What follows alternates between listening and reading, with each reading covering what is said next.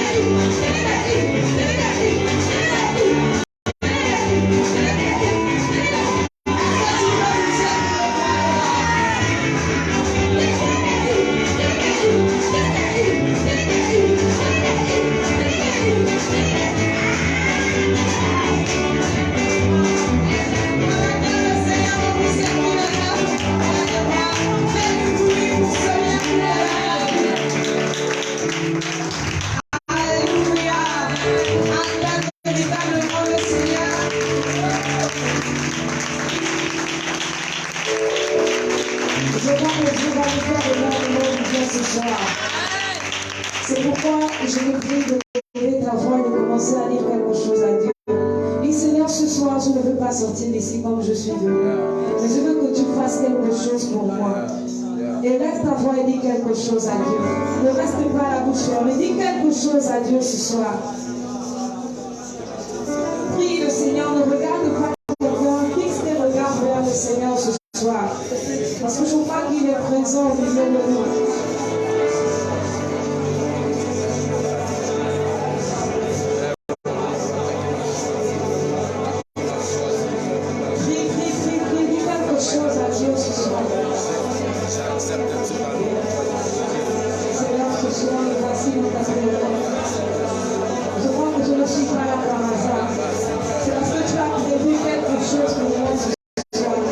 C'est parce que tu as prévu quelque chose de particulier pour moi ce soir.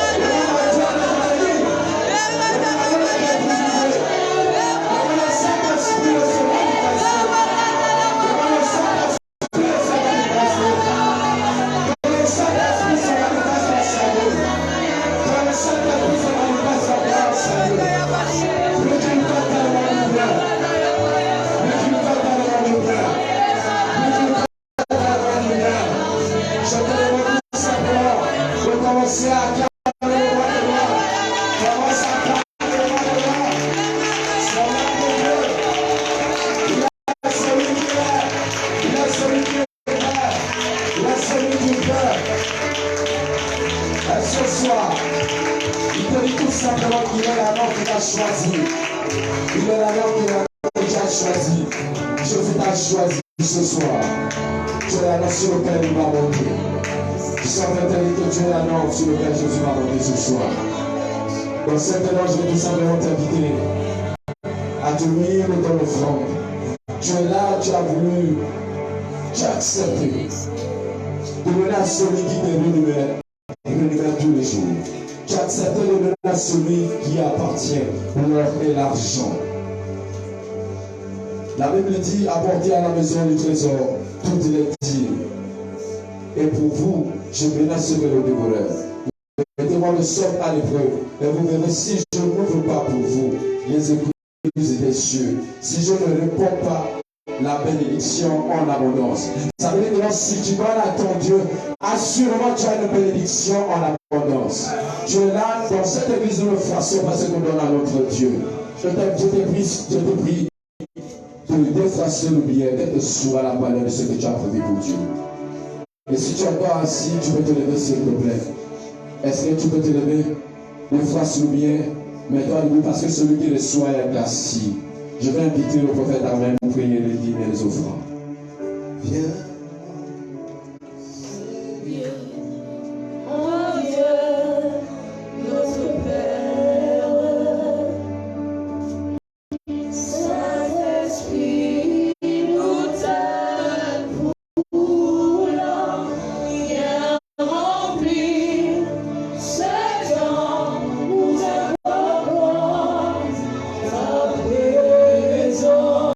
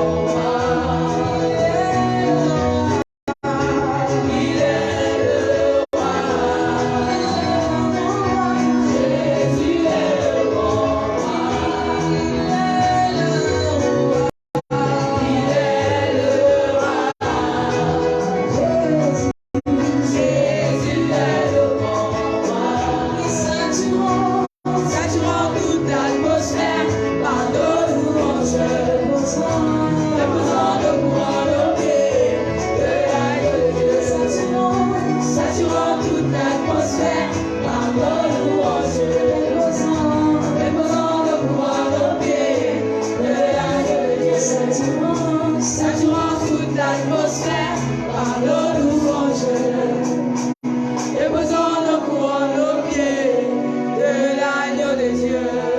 Donne une offrande d'acclamation. Nous sommes en train de te dire d'acclamer celui qui te donne le souffle de vie au quotidien. D'acclamer celui qui prend le soin de toi chaque jour. D'acclamer celui qui pourra quel que soit. Acclame-toi encore. Ne te t'ennuie pas d'acclamer. Alléluia tellement. Que tes acclamations soient le corps de Jésus. Que tes acclamations soient le corps de Jésus. Que tes acclamations soient le corps de Jésus. Tellement nous avons l'univers. Tellement nous avons l'univers. Nous avons l'univers aujourd'hui. Nous avons l'univers aujourd'hui. Parce que son serviteur est là parmi nous. Son serviteur est là parmi nous. J'ai envie de dire la révérende est là parmi nous. Et c'est par la bouche de la révérende que Dieu va venir encore ce soir. Est-ce qu'on peut encore s'asseoir, s'il vous plaît? Hier, à 24 heures, nous avons vécu des moments extraordinaires. Tu es là, tu n'as pas encore ce courage, tu n'as pas le temps de venir à 24 heures. Je t'ai pris tout simplement de venir expérimenter la gloire de Dieu. Il fait tellement du bien. N'oublie pas d'être ici même après le plénière à 24h00. À 6h pile, nous avons notre code de guérison. Et pendant le code de guérison, Dieu fait encore des grandes choses. Parce qu'il y a des hommes et des femmes qui prient véritablement pour la guérison de quelqu'un dans ces lieux. Tu as une situation difficile, ne t'inquiète pas. Viens tout simplement dans ces lieux parce que c'est là où est la guérison. À partir de 12h, tu as une situation difficile encore que tu vis. Viens également parce qu'à 12h, nous avons le cours de délivrance. Quelle que soit la situation qui menace ta vie, à 12h00, Jésus se manifeste dans ces lieux. Est-ce qu'on peut tous dire Amen? Est-ce qu'on peut tous dire Amen? C'était pour moi de vous décliner le programme de la semaine. À 6h, nous avons de guérison. À 12h, nous avons le cours de délivrance. Et à 17h30, nous avons nos plénières. Je vais tout simplement te demander s'il y a de nouvelles personnes qui me visitent ce soir. Tu es là, tu as été invité, c'est la première fois que tu viens lieu, mes pieds dans ces lieux. Est-ce que tu peux te lever, s'il te plaît, nous voulons te saluer Jésus. Est-ce qu'on peut acclamer Dieu? Cela veut dire parce que toi également tu seras célébré. Soyez les bienvenus dans ces lieux. Cette église est la vôtre. Et la chaise là où vous êtes assis est votre chaise. Nous vous invitons tout simplement d'être là à 24h si possible. Mais également demain à 6h, demain à 12h, à 17h pour le plénière, mais également à 24h pour le cri de nuit. Les membres de l'accueil viennent vers vous pour vous remettre un dépliant. À l'intérieur, il y a un coupon. Nous vous prions tout simplement de donner des informations utiles. Et à la fin de ce culte, ne partez pas. Accordez-nous quelques minutes de votre temps, s'il vous plaît. Le temps pour les anciens de venir vers vous. Est-ce qu'on peut encore les accompagner, s'il vous plaît? Est-ce qu'il y a quelqu'un qui a pu venir ici hier soir? Est-ce qu'il y a les talents de Jésus dans cette salle? Est-ce que les talents de Jésus sont là? Est-ce qu'on peut se lever, s'il vous plaît, pour recevoir ici le Père de la maison? Commence déjà à acclamer le roi de roi pour la vie de notre Père. Acclame bien.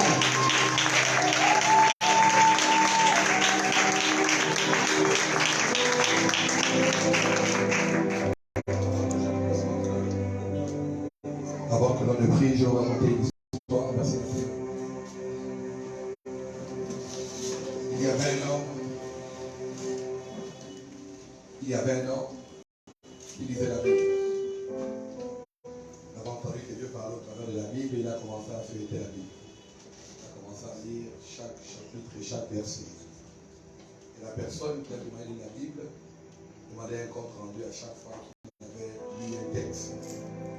Et il se rendait compte que quand il lisait Genèse, il écoutait, il y avait des noms comme les Adam, des noms comme les Abel, des noms comme les Caïn, des noms comme les Seth.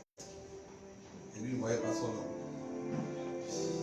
Il allait voir la Bible, il dit que bon, tu as dit la Bible parle de moi, mais nullement il est mentionné mon nom. j'ai lu la première page, on voit les deux créas. Quand on cite les noms des gens, il n'y a pas mon nom. Il dit, à chaque fois qu'il n'y a pas ton nom à l'intérieur, déchire les pages. Et c'est ce qu'il faisait. Quand il passait un livre, il ne voyait pas son nom, il déchirait les pages. Il arrive à un autre livre, il lit. Ça veut dire la Bible, il y a des noms compliqués. Elle est Métouchéla, Matouchaël, Méphibosheth. Il y a des noms comme ça, ce n'est pas les noms de Chogo. Moi, je suis un Chogo, donc il n'y a pas les noms de Chogo de la Bible. Il a commencé par déchirer chaque chapitre, chaque verset.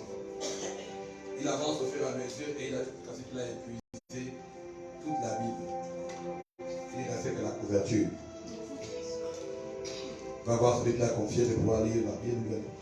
La question, j'ai déchiré toute la Bible parce qu'il n'y avait pas mon nom à l'intérieur. Cet homme lui a dit, s'il n'y a pas ton nom, c'est que tu n'as pas vu. Ou alors la Bible ne te concernait pas. Et quand j'ai lu Romains chapitre 10, le verset 11, la Bible ne t'appelle pas par ton nom, mais la Bible t'appelle quiconque. Yes. Yes. Tu ne vas pas ton nom. Yes.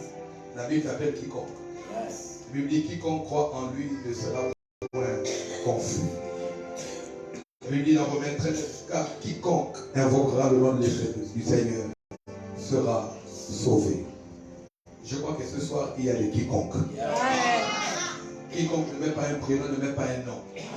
Ça veut dire que ça te concerne toi. Après, en lisant, je me suis rendu compte aussi que la Bible aussi te pointait du doigt personnel. Elle t'appelle aussi toi. Elle dit toute arme forgée contre toi sera nulle et sans effet. Ça veut dire que le texte nous concerne. Toute la Bible me concerne. Il n'y a aucune prédication qui ne me concerne pas. Si Dieu a choisi de m'appeler à non hier, c'est que cela me concernait. Et si Dieu a choisi de m'appeler à non hier, c'est que cela me concernait. Amen. Voilà pourquoi je vais t'inviter. Quand tu me vois ici devant, tu sais que c'est pour la prière. Il n'y a pas autre chose si ce n'est que pour prier. Quiconque invoquera. Si tu es dans le quiconque, donc tu es désigné à invoquer. Si tu es dans le quiconque, donc toi, tu dois prier pour ne pas être confus. Je crois qu'il y a ici des guerriers et des guerrières de prière. Vous me connaissez, j'aime la prière. J'aime quand quelqu'un... hier soir, je vous ai enseigné que la langue devait avoir le feu. La langue est un feu. La langue a sur elle, Jacques 3 dit, la langue est un feu. Elle a sur son fil de cette langue, il y a le feu de la gêne. Et le feu de la gêne, c'est le feu de l'enfer. Dieu qui nous connaissait savait que notre langue avait un feu qui n'était pas le feu de Dieu. Nous a envoyé au jour de la Pentecôte des langues semblables à des langues de feu. Je croyais que tu allais commencer à utiliser cette bouche qui a cette langue pour embrasser cet endroit. Je me pose la question pourquoi ça ne m'a pas démarré. Je me pose la question est-ce qu'il faut pas te motive que tu commences à créer ton atmosphère. Je ne suis pas venu pour quelqu'un. Je suis venu pour ma vie. À chaque fois que je rentre dans cette maison, plus rien n'existe si ce n'est Dieu et moi. Plus rien n'existe si ce n'est Dieu et moi. Je crois qu'il y a un humain qui peut être visité par la divinité de Dieu. Je crois qu'il y a un seul qui doit rencontrer la foi de Dieu. Chacun que tu montes, il est possible que toi tu la louange. Il est possible que toi tu ne pas de prière. Je croyais que tu allais ajouter les bras de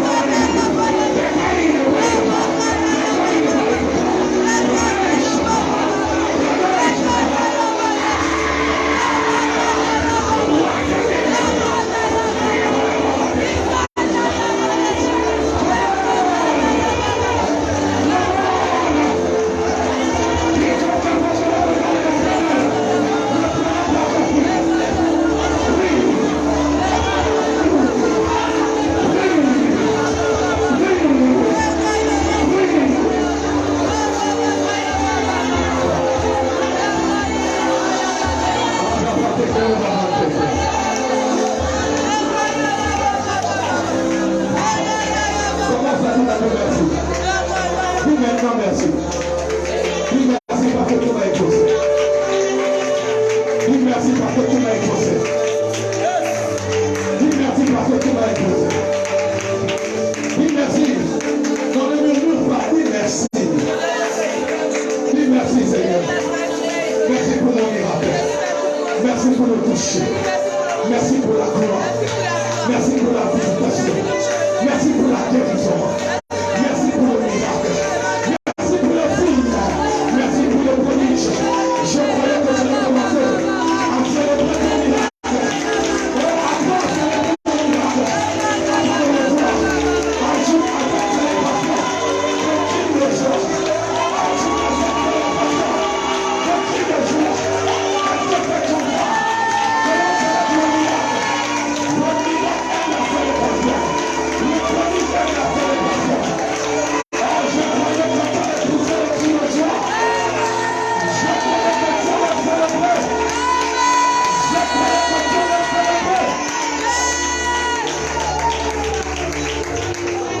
Maintenant, tu peux acclamer la femme.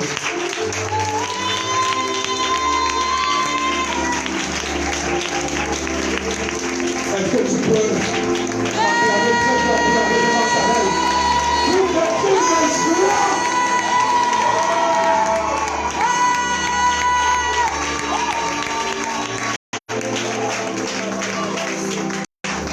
Alléluia. Est-ce qu'on peut acclamer mieux que ça pour Jésus? Alléluia. My God. Il y a des atmosphères qui sont propices. Vous savez, c'est le type d'atmosphère où on n'a pas besoin de vous toucher. On n'a pas besoin de prendre une voix sur toi. Mais parce que tu sais que tu es là, quelque chose se passe. Sa seule présence sur nous pour faire toute la différence. La Bible dit que Saül n'était qu'un prophète. Et lorsqu'il a rencontré une garnison de prophètes, il y avait une atmosphère prophétique. Saül qui n'était pas prophète a commencé à prophétiser. Je dis ce soir, c'est ce soir. On aura notre pain quotidien. Alléluia. Oh, j'aime cette présence.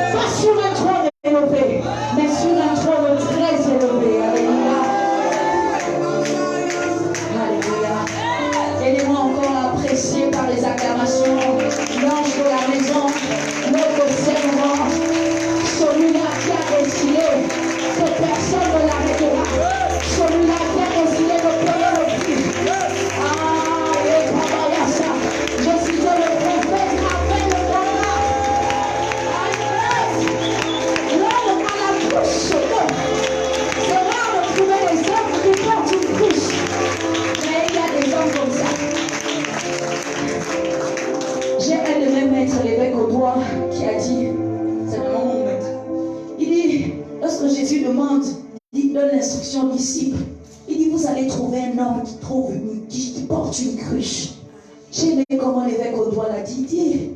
Ce qui est bien avec le fait de trouver un homme qui porte la cruche d'eau, c'est que la cruche d'eau signifie qu'il sait où se trouve la source. Parce qu'il y a des gens qui portent la cruche, mais la cruche peut être vide. Mais si tu rencontres un homme qui porte une cruche d'eau, c'est qu'il saura te montrer et t'indiquer où est la source. Est-ce qu'on a même encore apprécié par les acclamations?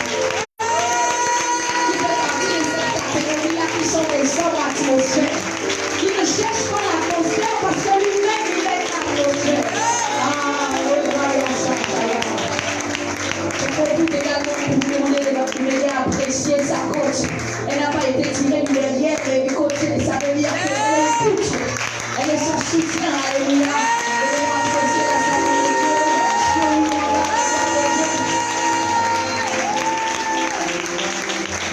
C'est une fierté pour moi. Parce que, comme je le dis, j'ai eu un bon modèle. Et ce soir encore, je suis là parce que je suis une fille. J'aime comment Jésus a dit à Pierre, avance en eau profonde. Et j'étais au filet. Et c'est encore l'évêque Audouin qui m'a fait remarquer, il dit, si l'instruction d'avancer en eau profonde s'adresse à une personne, l'instruction de jeter les filets s'adresse à plusieurs. Ça veut dire qu'il y a un type d'homme prêt qui sont d'accord d'accepter d'avancer pour que d'autres puissent jeter leur filet. Et moi aujourd'hui, si je peux jeter mon filet dans le domaine du ministère, c'est parce que hier, j'ai eu quelqu'un qui a accepté d'avancer, de d'aller en profond. Et moi, apprécié par les acclamations, la vie de mon père spirituel, le maître général, docteur, ainsi docteur à la gloire de Dieu. Ils m'ont enfanté, ils m'ont engendré. Je peux avoir beaucoup de maîtres, et je n'ai qu'un seul père. Je veux également honorer par les acclamations la vie de mon mentor, mon coach. L'évêque Michel, il est arrivé ce matin et je lui ai dit, je sais que ce soir je vais bien prêcher. Parce que tu as posé ton pied prophétique au Gabon. D'ailleurs, il a dit qu'il sera là demain. Donc je vais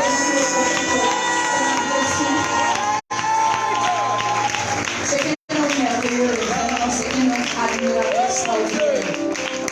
Il y a des gens comme ça que Dieu place sur votre chemin quand il sait que vous devez aller plus loin.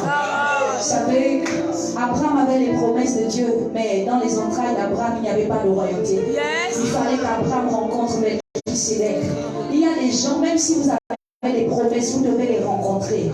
En fait, j'ai envie de dire à quelqu'un que il y a des choses que le sang ne te donnera pas, mais que l'alliance te donnera. Il fallait que Abraham rencontre Melchisedec. Moi, dans ma famille, il n'y a pas de sacrificateur, il n'y a pas de prédicateur. Mais parce que j'ai rencontré l'évêque Michel, il a pu modifier la génétique. Elle dit que le spirituel peut affecter la génétique. C'est très fort. Acclamons, apprécions le temps des acclamations. Je veux également apprécier toute l'équipe qui m'accompagne, qui sont là dans la salle. Je vous salue, merci d'être là. Maintenant, toi qui es là ce soir, si tu es là, c'est que tu as choisi la bonne part. Est-ce que tu peux t'apprécier toi-même? La Bible déclare que quiconque avance sera lui-même avancé. Je voudrais que tu regardes une personne à côté de toi et que tu l'acclames, apprécies par des acclamations. Tu ne sais pas le type de voisin que tu as. Si Dieu pouvait ouvrir le livre de Dieu sur le type de voisin que nous avons, il y a des gens, nous allons changer la façon de traiter le voisin. Et il faut bien traiter ton voisin. Nous continuons. Je ne sais pas si vous vous rendez compte, nous sommes à la 3e semaine. Et le chiffre 3 symbolise la résurrection. C'est-à-dire que cette semaine, s'il y avait des choses dans ta vie qui étaient encore mortes, je décrète et je déclare, je prophétise la résurrection. C'est-à-dire que si tes finances étaient encore mortes, tes finances vont ressusciter. S'il y avait des relations et des relations vont ressusciter. S'il y avait des partenaires de destinée dont tu avais besoin pour rentrer dans ton futur, je dis que c'est la semaine où tu vas les attirer à toi. Ce soir, le thème que j'ai choisi est un thème bizarre. Même dans les chaînes, Dieu sait sera vu. Et pour vous parler ce soir, je vais m'appuyer sur la portion de texte de Genèse 39. Je vais lire du verset 1 au verset 7. Même dans les chaînes, le roi sera vu. Les chaînes ne seront jamais une excuse pour que le règne, pour que le roi dans ta vie ne soit pas vu. La Bible dit, je fais la lecture si vous y êtes. On fit descendre Joseph en Égypte et Potiphar, officier de Pharaon, chef des gardes égyptiens, l'acheta des Ismaélites qu'il y avait fait descendre. L'Éternel fut avec lui. Quelqu'un dise avec moi, l'Éternel fut avec lui. L'Éternel fut avec lui. Et la prospérité l'accompagna. Il habitait dans la maison de son maître, l'Égyptien. Son maître vit que l'Éternel était avec lui. Dieu. Oh. Yashantaya. Eh my God, Dieu, tu es fort, oh. Tu es fort, même en prison. Que l'Éternel était avec lui et que l'Éternel faisait prospérer entre ses mains tout ce qu'il entreprenait. Joseph trouva grâce aux yeux de son maître, qu'il employa à son service. L'établit sur sa maison et lui confia tout ce qu'il possédait. Dès que Potiphar l'eut établi sur sa maison et sur tout ce qu'il possédait, l'Éternel bénit la maison de l'Égyptien à cause de Joseph. Et la bénédiction de l'Éternel fut sur tout ce qui lui appartenait, soit à la maison, soit au champ. Il abandonna aux mains de Joseph tout ce qui lui appartenait, et il n'avait avec lui d'autre soin que celui de prendre sa nourriture. Amen. Je m'arrête au verset 6. Éternel mon Dieu, je te bénis et je te rends toute la gloire. Ce soir encore, je suis honoré et privilégié de pouvoir me tenir devant l'aréopage des saints pour parler de ta part. La Bible déclare que ta parole est un marteau qui brise le roc. Seigneur, ce soir, par ta parole, ce que je te demande est que tu brises les fondations qui empêchaient, éternel mon Dieu, que certains d'entre nous, nous puissions rentrer dans notre règne. Éternel mon Dieu, endommage notre raisonnement, notre mentalité. Viens redresser notre logique. La Bible déclare que c'est poussé par l'Esprit de Dieu que les hommes ont parlé de la part de Dieu. Ce soir, Saint-Esprit, pousse-moi et je promets de te rendre toute la gloire. Au nom de Jésus. Amen. Je vous invite à vous asseoir royalement dans sa présence. Merci beaucoup. Il y a un chant, il y a un son prophétique que tu jouais là. Le prophète priait. Je veux ce son. Après, il y avait comme des transitions, des montées.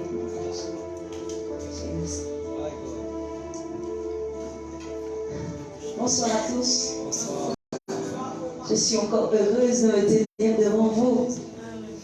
Et vous savez, mon maître, l'évêque Audouin, c'est vraiment mon maître. Il dit, la parole est le récipient que Dieu utilise pour apporter le miracle. Il dit encore que si Dieu ne veut rien faire dans ta vie, ne te parle pas. Quand Dieu veut faire quelque chose dans ta vie, il te parle. C'est pourquoi je ne comprends pas souvent les gens qui font le choix de rester à la maison parce qu'ils sont frustrés, parce qu'ils sont fâchés. En fait, c'est lorsque vous êtes fâchés contre Dieu que vous devez chercher l'endroit où il y a la parole. La Bible dit que Élie est découragé, il a peur, parce que Jézabel a proféré des paroles de menace. Mais alors qu'il est dans cet état d'esprit, dans cet état émotionnel, Dieu va lui dire, va au torrent de Kérit. Dieu l'envoie à un endroit où il y a une source. Parce que Dieu savait que pour son découragement là, le remède, c'est d'être à côté d'une source. Et j'ai envie de dire à quelqu'un que chaque fois que tu te sens découragé, que tu as envie d'abandonner, cherche là où il y a la source. Si tu ne sais pas comment trouver la source, cherche à trouver un homme qui porte une cruche d'eau qui sera capable de t'indiquer le lieu où se trouve la source. Alléluia. La portion de texte que j'ai lue avec vous, c'est une histoire que nous connaissons tous.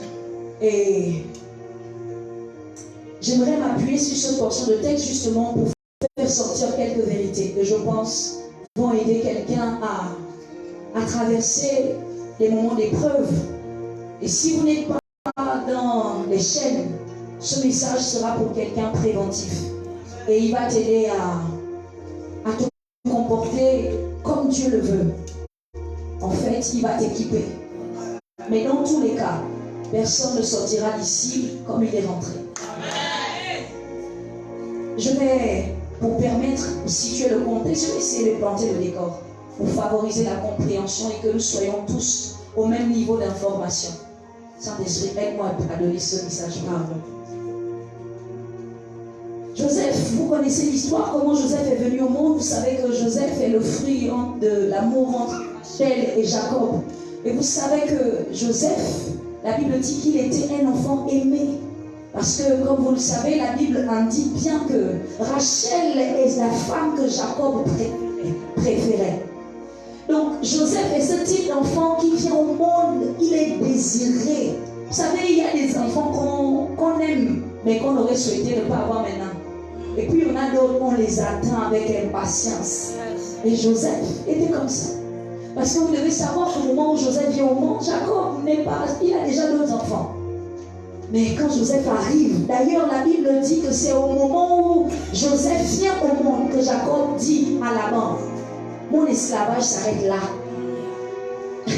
La Bible dit dans Genèse 30, 25 que lorsque Rachel eut enfanté Joseph, Jacob dit à Laban, laisse-moi partir pour que je m'en aille chez moi, dans mon pays. Jacob a compris, en fait, je me dis, lorsque Jacob a vu Joseph, il a dit que quoi? Donc ça, c'était dans mes entrailles.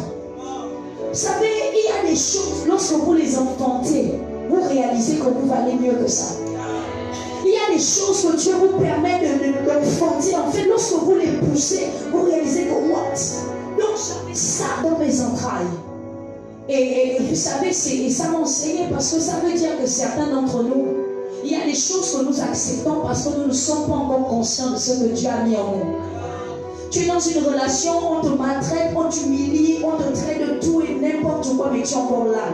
Parce que tu te dis, je vais encore faire comment? Au moins il est là. Non, non, non, non, c'est pas au moins qu'il est là. C'est parce que Dieu n'a pas encore ouvert tes yeux sur ce que tu portes dans tes entrailles. Mon ami, quand tu as pris conscience de ce que tu as entre les mains, ça veut donner un diamant à un enfant, il ne saura pas en prendre soin. Beaucoup d'entre nous, vous êtes des diamants, vous avez dans vos entrailles des trésors. D'ailleurs, la Bible dit, nous portons ces trésors dans des vases de terre. Mais le problème, c'est que nous-mêmes, nous ne sommes pas conscients du type de trésor que Dieu a mis en nous. Et lorsque nous nous retrouvons entre les mains des brigands nous traitent n'importe comment. Moi, je suis arrivé à la conclusion que lorsque les gens me traitent, me manquent de respect, me traitent mal, ce n'est pas de leur faute, c'est de ma faute. C'est parce que moi-même, je n'ai pas encore la révélation de qui je suis. Jésus a dit à cette femme samaritaine, si tu connaissais le nom de Dieu, et qui est celui qui te dit, donne-moi à boire. Le problème, ce n'est pas que la samaritaine ne connaissait pas Jésus. La bonne nouvelle, c'est que Jésus lui-même savait qui il était. Écoutez, lorsque cette femme rencontre Jésus, elle commence, toi tu es juif. Et puis au fur et à mesure, elle change. Elle est passée de juif à tu es prophète. Elle est passée de tu es prophète. En fait, plus elle parle avec Jésus, plus elle change de dimension de révélation dans qui est Jésus. Et là, j'ai compris que parfois tu n'as pas essayé de te conformer pour que les gens t'aiment. Sois juste toi. Et pendant que les gens vont découvrir qui tu es, ce que Dieu a mis en toi, les mêmes personnes qui t'avaient disqualifié, ils vont d'abord dire non, elle ne peut pas servir Dieu. Ils vont passer les elle ne peut pas servir Dieu. Mais ça, c'est une marque de Dieu puissante. Ils vont penser que toi aussi, tu penses que tu peux faire les affaires. Et que tu commences une petite entreprise, mais au fur et à mesure que tu évolues, ils vont se rendre compte, mais finalement, elle portait quelque chose dans tes entrailles. Je dis à quelqu'un, arrête d'attendre que les gens croient en toi. Toi-même commence à croire en toi. Arrête d'attendre que les gens t'acclament. Toi-même commence à t'acclamer. Le problème, ce n'est jamais les autres. Le problème, c'est est-ce que tu sais ce que Dieu a mis en toi. Et la femme qui méprisait Jésus au début,